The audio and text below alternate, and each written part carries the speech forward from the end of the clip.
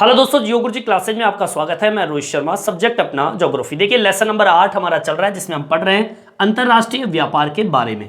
देखिए अंतर्राष्ट्रीय व्यापार आप सब जानते हैं। अंतर्राष्ट्रीय व्यापार होता है एक देश से दूसरे देश के बीच में होने वाले व्यापार को, या फिर एक देश की सीमा को पार करके कोई दूसरा देश अगर किसी के बीच में कोई व्यापार होता है तो उसे हम अंतर्राष्ट्रीय व्यापार के नाम से जानते हैं। देखिए आज का जो टॉपिक है वो है अंतर्राष्ट्रीय व्यापार के इतिहास के बारे में पढ़ेंगे। आज का जो अंतर्राष्ट्रीय व्यापार है, अगर उसकी तुलना में अगर इतिहास में जाऊं, पुराने समय में जाऊं, तो थोड़ा डिफरेंट आपको मिलेगा। मतलब बहुत ही बदला बदला आपको अंतर्राष्ट्रीय व्यापार पिछले व्यापार को देखते हुए आज के व्यापार से बहुत ही भिन्न स्थिति में है। देखिए पहले के ज़माने की अगर हम बात करें अंतर्राष्ट्रीय व्यापार की, तो प्राचीन समय के अंदर लंबी दूरी तक वस्तुओं को एक स्थान से दूसरे स्थान पर भेजने में वो लोग जोखिमपूर्ण मानते थे। मतलब आज जैसे कि आप जानते हैं कि एक देश से दूसरे देश में व्यापार चाहे कितनी दूरी पर हो जाता है आज के ज़माने में। लेकिन अगर मैं पुराने समय में जाऊं तो प्राचीन समय की अगर हम बात करें तो लंबी दूरी तक वस्तुओं का परिवहन जोखिमपूर्ण मानते थे। इसलिए वो लोग क्या करते थे, पहले के ज़माने के लोग, व्यापार जो होता था वो स्थानीय बाजार तक ही सीमित रहता था। मतलब उनको दूर जाने की ज़रूरत नहीं थी, आसपास के क्षेत्रों में ही वो व्यापार कर लेते थे।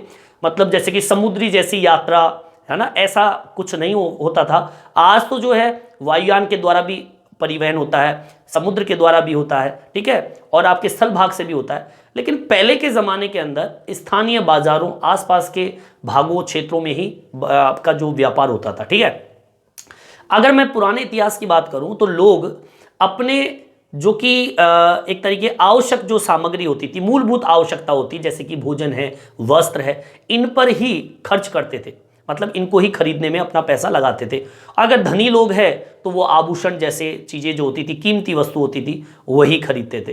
लेकिन आज की अगर हम बात करें, ये तो पुराने ज़माने की बात है, लेकिन आज के अंतर्राष्ट्रीय व्यापार की बात करें तो थोड़ा बहुत ही डिफरेंट हो गया। आज तो पता नहीं क्या क्या चीज़ें हम लोग ऑनलाइन भी खरीद लेते हैं, जो चीज़ ज़रूरत नहीं है वो भी खरीद लेते हैं। तो पहले के ज़माने में आवश्यक सामग्री खरीदते थे, आज के ज़माने के हिसाब से ना जरूरत है तब भी हम कोई सामग्री खरीद लेते हैं।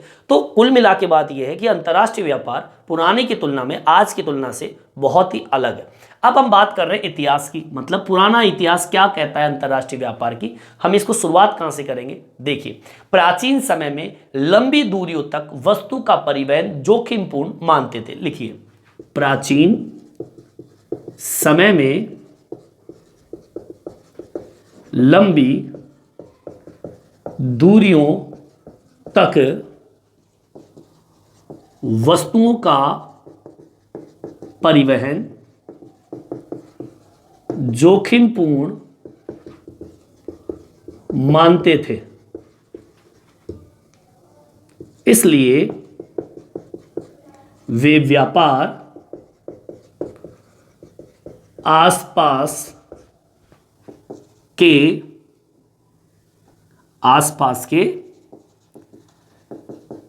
स्थानीय क्षेत्रों में ही करते थे, ठीक है। मतलब वो समझते थे इस चीज को कि अगर मैं अपना व्यापार बड़े स्तर पर दूर दूर तक करूंगा तो क्या पता मुझे नुकसान लग जाए। इसलिए वो अपना व्यापार जो करते थे वो आसपास के स्थानीय क्षेत्रों में ही अपना व्यापार कर लेते थे, ठीक है। लोग अपनी आवश्यक सामग्री पर ही पैसा खर्च करते थे। लिख दीजिए, पुराने समय में लोग अपनी आवश्यक सामग्री को खरीदने में खर्च करते थे, जैसे कि भोजन व वस्त्र, तथा जो धनी लोग होते थे, धनी लोग आभूषणों पर खर्च करते थे, ठीक है। पुराने समय की स्थिति ये थी कि वहां पर फालतू खर्चा नहीं करते थे। पहले के लोग इतिहास में व्यापार देखते थे तो वो केवल आवश्यक सामग्री जैसे कि भोजन है, वस्त्र है, धनी लोग भाई जिसके पास ज्यादा पैसा होता था तो वो आभूषण या फिर गहने, जो भी चीजें जो कीमती वस्तु होती थी वो खरीदने का काम करते थे। तो ये तो मैंने आपको अंतर्राष्ट्रीय व्यापार का पुराना थोड़ा बहुत इतिहास बताया। अब थोड़ा आगे की ओर चलते हैं।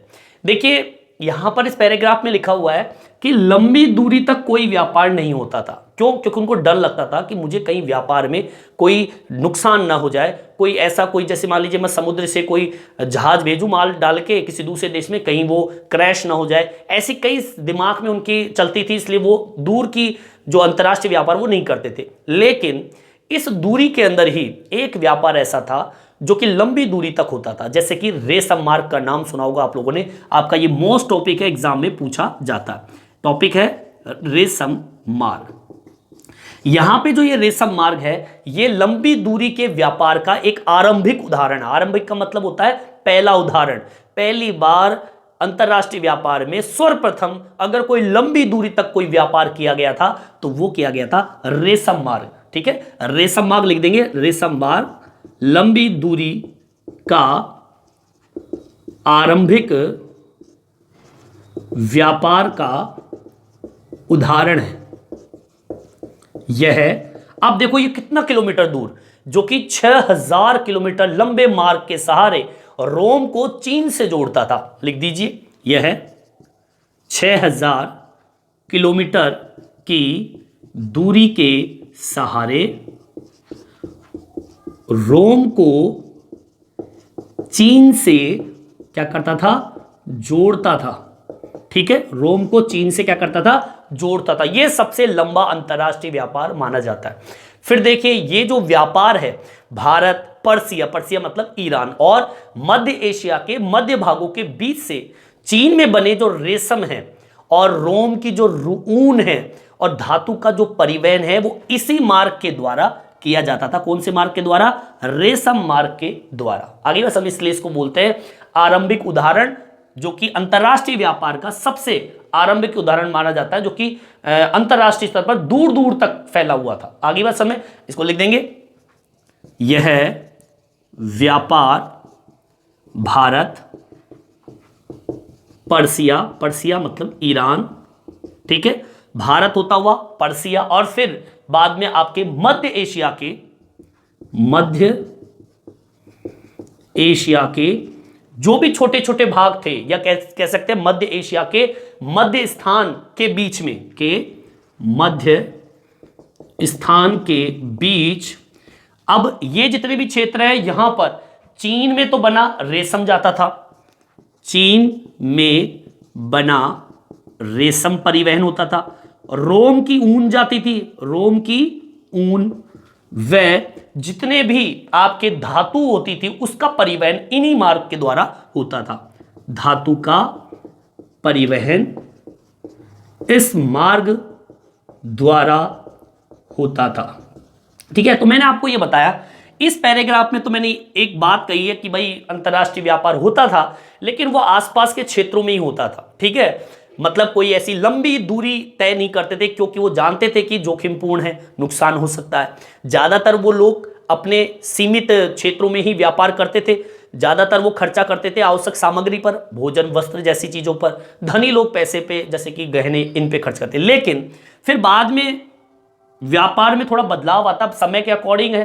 पहले ये था, फिर धीरे धीरे लोग व्यापारिक स्तर पर दूर देशों से जुड़ने लगे, तो उसमें रेशम मार्ग जो था वो लंबी दूरी का पहला आरंभिक उदाहरण माना जाता है, जो कि रोम को चीन से जोड़ता है। अब होता क्या था इस मार्ग से? इस मार्ग का उपयोग होता था भारत, पर्सिया, मध्य एशिया के जो मध्य स्थान है उनके बीच में चीन में बना रेशम वहां पहुंचता था इसी मार्ग के द्वारा।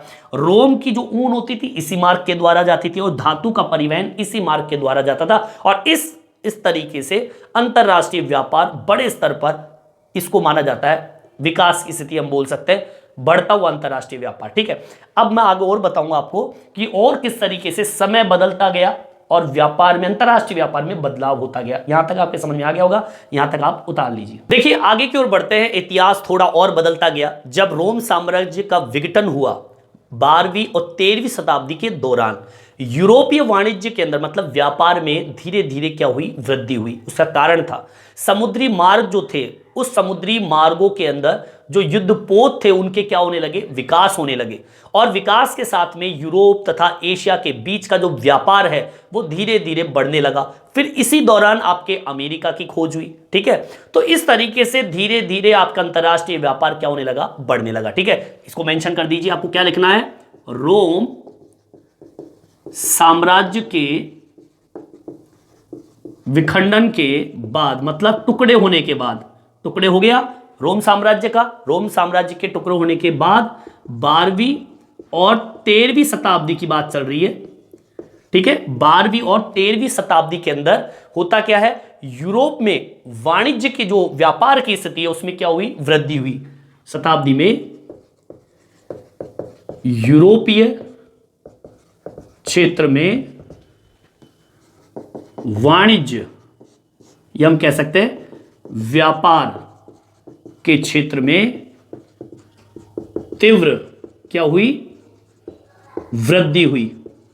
कारण क्या है, क्योंकि समुद्री युद्धपोतों का तेजी से विकास हुआ। मतलब यह कि इन जहाजों ने, समुद्री जो जहाज थे, इन जहाजों ने किसी भी प्रकार की सीमा निर्धारित नहीं की और एक तरीके से सीमा को पार करके समुद्री जहाजों के जरिए एक स्थान से दूसरे स्थान पर आसानी से व्यापार होता चला गया और यूरोप तथा एशिया के बीच में व्यापार में क्या हुई, वृद्धि हुई। ठीक है, लिख दीजिए, जिसके कारण यूरोप व एशिया के व्यापार में तीव्र वृद्धि हुई। ठीक है, धीरे धीरे व्यापार क्या होने लगा, बढ़ने लगा। अब इसी दरमियान तथा अमेरिका की खोज होती है, अमेरिका की खोज हुई। ठीक है, अमेरिका की खोज हो जाती है यहां पे। अब देखिए, यहां पर 12वीं और 13वीं शताब्दी हो जाती है। अब बात करता हूं मैं 15वीं शताब्दी की। अब देखिए, धीरे धीरे व्यापार बढ़ता चला जा रहा है। एक टाइम तो ऐसा था कि व्यापार स्थानीय क्षेत्रों में ही हो रहा था, जोखिमपूर्ण था, लेकिन फिर बाद में व्यापार में तीव्रता आती है, वृद्धि होती है, तो रेशम मार्ग आ जाता है और जिसके अंदर आपका रोम और चीन जुड़ जाता है, जिसमें भारत, पर्सिया, मध्य एशिया के मध्य भाग धीरे धीरे जुड़ते चले गए। चीन से बना रेशम पहुंच रहा है, रोम की ऊन पहुंच रही है, धातु पहुंच रही है। फिर उसके बाद में इतिहास बदलता है, थोड़ा चेंजेज होता है, रोम साम्राज्य का विघटन हो जाता है। 12वीं 13वीं शताब्दी के अंदर यूरोपीय क्षेत्र में वाणिज्य व्यापार क्षेत्र में वृद्धि होती है और उसका कारण है क्योंकि आपके भाग वाले क्षेत्र, मतलब जो समुद्री यात्रा है वो होने लग गई। समुद्री यात्रा होती है तो भैया समुद्र की यात्रा से जो जहाज थे वो यूरोप और एशिया को जोड़ देता है, जिससे होता क्या है, व्यापार में और तीव्रता आती है और अमेरिका की खोज हो जाती है। ठीक है, 15वीं शताब्दी में क्या होता है, 15वीं शताब्दी से आपके यूरोपीय उपनिवेशवाद जो है वो शुरू हो जाता है और विदेशी वस्तुओं के साथ व्यापार के एक नए स्वरूप का उदय होता है, उसको बोलते हैं दास व्यापार। अब दास व्यापार आप जानते हो, दास का मतलब क्या होता है, जबरदस्ती पकड़कर आपका व्यापार करना। जो पुर्तगाली थे, डच थे, स्पेनिश थे, ये लोग क्या करते थे, और अंग्रेज भी थे, ये लोग क्या करते थे, अफ्रीकी जो मूल थे, जो निवासी थे, अफ्रीकी मूल के जो निवासी थे, उनको जबरदस्ती पकड़ लेते थे, पकड़कर बलपूर्वक बागानों में श्रम के लिए नए खोजे गए, जो अमेरिका है ना, ये जो खोज लिया था ये अमेरिका, यहां पर बाग हुआ करते थे, उन बागों के अंदर श्रम करवाते थे जबरदस्ती। ठीक है, यह व्यापार जो था 200 वर्षों तक रहा। ठीक है, फिर उसके बाद में 1792 में डेनमार्क ने इसका विरोध किया, 1807 के अंदर ग्रेट ब्रिटेन ने इसका विरोध किया, 1808 में संयुक्त राज्य अमेरिका ने इसका विरोध किया, फिर संपूर्णतः ये क्या हो गया, समाप्त हो गया। ठीक है, तो यहां पर एक व्यापार निकल के आता है 15वीं शताब्दी के अंदर, दास व्यापार। ठीक है, ये भी एक अंतरराष्ट्रीय व्यापार का एक बदलता प्रारूप जिसे हम कह सकते हैं। ठीक है, लिखेंगे क्या, 15वीं शताब्दी से ही आपका कौन सा यूरोपीय उपनिवेशवाद शुरू हुआ, यूरोपीय उपनिवेशवाद का उदय हुआ।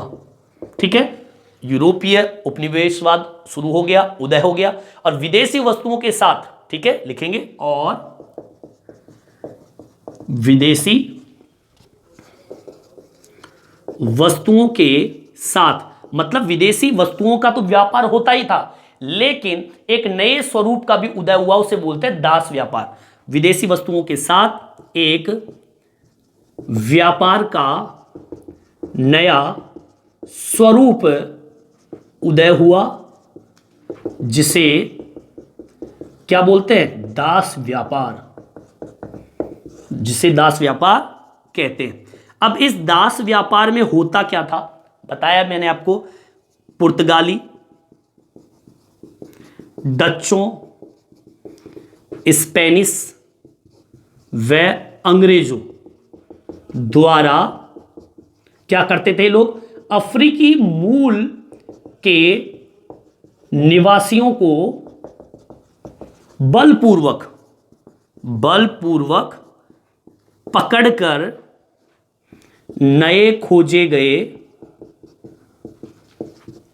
अमेरिका में बागानों में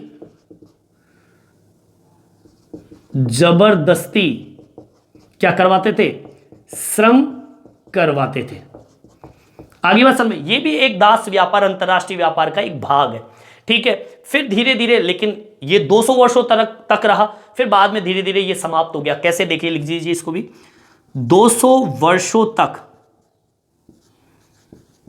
यह व्यापार रहा, 200 वर्षों तक ये रहा था ये व्यापार। लेकिन फिर बाद में 1792 में डेनमार्क ने इसका विरोध किया, ठीक है।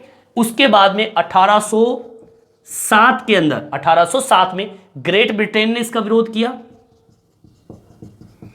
ठीक है। उसके बाद में आपके 1808 में संयुक्त राज्य ने, 1808 में संयुक्त राज्य ने, आगे बात समझ में, ऐसे धीरे धीरे क्या हुआ, विरोध हुआ संयुक्त राज्य ने, और यह व्यापार पूर्णतः क्या हो गया, समाप्त हो गया। आगे बात समझ, अब देख लीजिए व्यापार कैसे कैसे समय के अकॉर्डिंग बदलता हुआ दिखा आप लोगों को, ठीक है। पहले वस्तुओं का व्यापार हो रहा था, अब यहां पर इंसानों का व्यापार होने लग गया।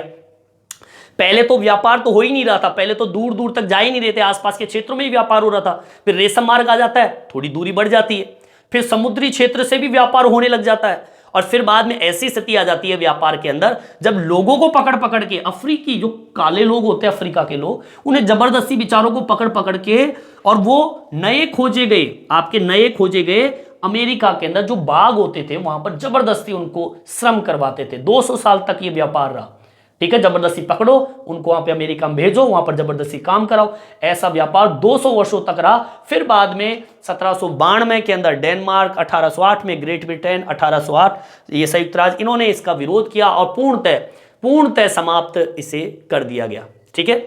तब तक ये व्यापार रहा, 200 वर्षों तक इनका कार्यकाल रहा इस व्यापार का, ठीक है। यहां तक आपके समझ में आ गया होगा। अब मैं थोड़ा सा और आगे बढ़ता हूं, 19वीं शताब्दी की बात कर लेते हैं, और आज के समय की भी हम बात कर लेते हैं कि आज के परिवेश में अंतर्राष्ट्रीय व्यापार का क्या योगदान है अर्थव्यवस्था में, और उसकी क्या प्रोसेस है आज के अंतर्राष्ट्रीय व्यापार। क्योंकि आज पुराने इतिहास से जुड़ते जुड़ते मैं 19वीं शताब्दी तक आऊंगा, ठीक है। चलिए यहां तक आपके समझ में आ गया होगा, यहां तक आप उतार लीजिए। देखिए अब आगे की ओर बढ़ते हैं, अब बात करते हैं औद्योगिक क्रांति के बाद की स्थिति। देखिए औद्योगिक क्रांति के बाद में कच्चा माल है, अनाज है, मांस है, ऊन है, विनिर्माण वस्तुओं की तुलना में इनका मौद्रिक जो मूल्य था वो धीरे धीरे क्या हो गया, घट गया। मतलब ये कि इनके स्थान पर विनिर्माण वस्तुओं ने ले ली। आगे बात समझिए, कब हुआ, औद्योगिक क्रांति के बाद। मतलब जैसे कि मशीनरी जैसी, कल कारखाने जैसी स्थिति मार्केट में आ गई, जब कच्चा माल भी खत्म, अनाज जैसी स्थिति का मार्केट खत्म, मांस है, ऊन जैसी स्थिति जो है वो धीरे धीरे क्या होने लगी, समाप्त होने लगी। इनकी जगह किसने ले ली, विनिर्माण वस्तुओं ने, जो कल कारखाने में जो बनती है ना, उन वस्तुओं ने, इन जैसे कि हम मैं कहूं कि आपके 19वीं शताब्दी में आते आते तो प्राथमिक वस्तुओं का उत्पादन करने वाले जितने भी प्रदेश थे उनका महत्व ही खत्म हो गया। प्राथमिक वस्तुएं कौन सी होती है, जैसे कि आपके खेती वाली जो है, कृषि है, शिकार जैसी स्थिति होती है, मछली पालन है, पशुपालन है, ये तो धीरे धीरे क्या हो गए, समाप्त होने की स्थिति में चले गए। अब इनके स्थान पर कौन सी स्थिति व्यापार की हो गई, औद्योगिक क्रांति, विनिर्माण जैसी, कल कारखानों में तैयार होने वाली वस्तुएं, उनका विकास ज्यादा होने लगा, ठीक है। तो ये भी एक अंतरराष्ट्रीय व्यापार में बदलाव है। लिख देंगे, क्या लिखते हैं, औद्योगिक क्रांति, ठीक है। जब औद्योगिक क्रांति आई, उस क्रांति के बाद बदलाव आता है, कच्चा माल है, ठीक है, मांस है, ऊन है, का व्यापार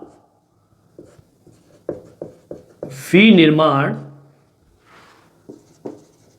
उद्योगों के सामने हल्का पड़ने लगा और इनका मौद्रिक मूल्य क्या हो गया, घट गया। आगे बात समझ में, ठीक है। मतलब इसकी जो कीमत जो थी किसकी, इस कच्चे माल की, मांस, ऊन, इनका जो व्यापार था इनकी तुलना में, किसकी तुलना में, विनिर्माण की तुलना में इनका महत्व धीरे धीरे क्या हो गया, घट गया। अब जब 19वीं शताब्दी आती है, 19वीं शताब्दी में प्राथमिक, ठीक है, जो प्राथमिक आपकी वस्तुएं हैं, ठीक है, प्राथमिक जो वस्तुएं हैं, प्राथमिक वस्तुओं वाले प्रदेशों का महत्व पूर्णतः क्या हो गया, समाप्त हो गया।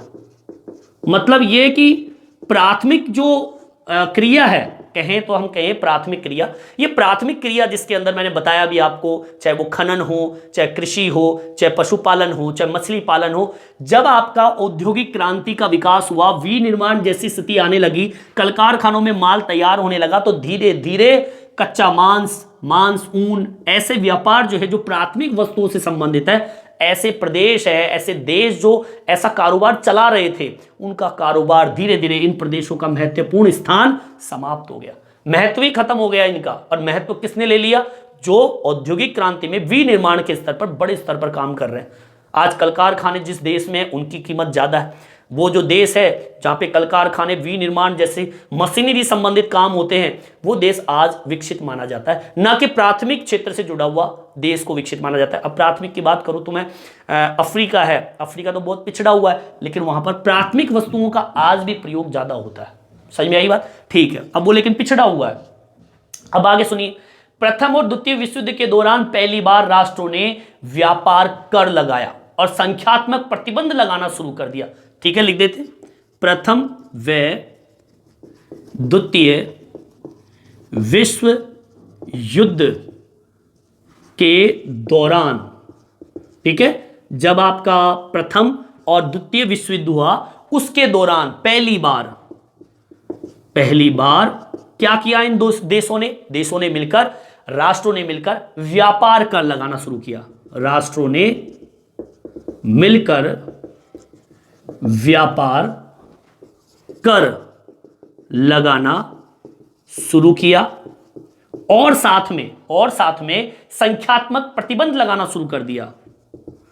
संख्यात्मक प्रतिबंध लगाना शुरू कर दिया, क्योंकि अंतरराष्ट्रीय व्यापार बहुत बड़े स्तर पर फैल रहा था, तो उसको कंट्रोल करने के लिए, उसमें कोई खामियां ना हो, या उसको एक तरीके से कंट्रोलिंग मान लीजिए कि भाई व्यापार पे भी तो कंट्रोल होना चाहिए, इसलिए राष्ट्रों ने मिलकर क्या किया, व्यापार पर कर लगाना शुरू कर दिया, कुछ नियम बनाने शुरू कर दिए, संख्यात्मक प्रतिबंध लगाना शुरू कर दिया। भाई इतना व्यापार होगा, इतना % होगा, ऐसा होगा, वैसा होगा, ऐसी व्यवस्था शुरू कर दी। व्यापार के, अगर मैं विश्व युद्ध की बात करूं, तो विश्व युद्ध के बाद के समय की बात करूं, तो व्यापार व शुल्क हेतु समझौता स्थापित किया, जिसे हम गेट बोलते हैं। ऐसी संस्थाओं का निर्माण किया, बाद में उसका नाम बदलकर विश्व व्यापार संगठन उसका नाम रख दिया, ठीक है, जिसे हम बोलते हैं WTO। WTO का काम क्या होता है, शुल्क घटाने के अंदर सहायक होता है। यहां पे तो कर लगाने में सहायक होता है, लेकिन फिर बाद में कई संस्थाएं ऐसी बनी जो कि व्यापार के पक्ष में सोचती है, उस व्यापार के अंदर कुछ कमियां होती है, उस कमियों को ढूंढती है। WTO विश्व व्यापार संगठन यही काम करता है, विश्व स्तर पर व्यापार संबंधित कोई भी समस्या होती है, उन समस्याओं का हल करने का काम WTO का होता है। ये संस्था बनी थी, ठीक है। लिखेंगे क्या, विश्व युद्ध के बाद समय के दौरान व्यापार व शुल्क हेतु समझौता स्थापित किया। लिख दीजिए, विश्व युद्ध के बाद व्यापार समझौता शुल्क, जिसे हम बोलते हैं गेट, जैसी संस्थाओं का निर्माण किया गया। फिर बाद में इसका नाम बदलकर विश्व व्यापार संगठन WTO रख दिया, जो व्यापार शुल्क घटाने में योगदान देती है। एक संस्था बनाई गई WTO। अब देखिए, ये देखिए किस तरीके से, कहां से व्यापार चला और आज क्या स्थिति है व्यापार की, कि द्वितीय और जो प्रथम विश्व युद्ध हुआ था उसके बाद में व्यापार करने वाले जो राष्ट्र थे उन्होंने कर लगाना शुरू कर दिया व्यापार, क्योंकि बड़े स्तर पर व्यापार होने लग गया। अब बड़े स्तर पर व्यापार होने लग गया तो कंट्रोल के लिए कुछ नियम कानून बनने लगे, व्यापार कर लगा दिया, संख्यात्मक प्रतिबंध लगा दिए, भाई इतना व्यापार होगा, कैसे होगा, वो सारी व्यवस्थाएं, नियम जैसी व्यवस्थाएं चालू हो गई। फिर विश्व युद्ध के बाद में व्यापार समझौते शुरू हुए। व्यापार समझौता जो है, व्यापार समझौता क्या है? व्यापार समझौता शुल्क जिसे हम कहते हैं, मतलब ये व्यापार व शुल्क हेतु समझौता है जिसे हम बोलते हैं गैट। ठीक है, ऐसी संस्थाओं का निर्माण किया गया और बाद में फिर इसका नाम बदला विश्व व्यापार संगठन। अब ये जो गैट हो, चाहे विश्व व्यापार संगठन हो, WTO हो, कई बार एग्जाम में पूछा जाता है गैट का पूरा नाम बताइए या फिर WTO का पूरा नाम बताइए। विश्व व्यापार संगठन एग्जाम में पूछेगा आपसे, WTO का पूरा नाम बताइए। उसका काम क्या है? व्यापार शुल्क को घटाना इसका मुख्य उद्देश्य। मुख्यतः बात ये कहूंगा कि ये जो संस्थाएं बनती है अंतर्राष्ट्रीय स्तर पर, विश्व व्यापार संगठन जो व्यापार के अंदर किसी भी प्रकार की कमियां होती है, समस्या होती है, उसका हल करने के लिए तत्पर रहती है। ठीक है, तो इस तरीके से अपन ने प्रारंभिक अंतर्राष्ट्रीय व्यापार के इतिहास को देखा और आज की स्थिति को देखा, तो बहुत ही चेंजेस है, बदलाव है और आने वाले समय में और भी अंतर्राष्ट्रीय व्यापार में बदलाव आपको देखने को मिलेंगे। यहीं पर अपना ये टॉपिक कंप्लीट होता है। आज हमने पढ़ा है अंतर्राष्ट्रीय व्यापार के इतिहास के बारे में, जो पुराने आरंभिक काल से लेकर प्रेजेंट जो कि आपके आधुनिक काल है वहां तक मैं आपको लेकर आया। इस वीडियो में इतना ही। ये वीडियो आपको कैसा लगा कमेंट्स करके जरूर बताएं। मेरे चैनल को सब्सक्राइब जरूर से जरूर करें जिससे नए नए वीडियो आप तक पहुंचा सकूं। धन्यवाद।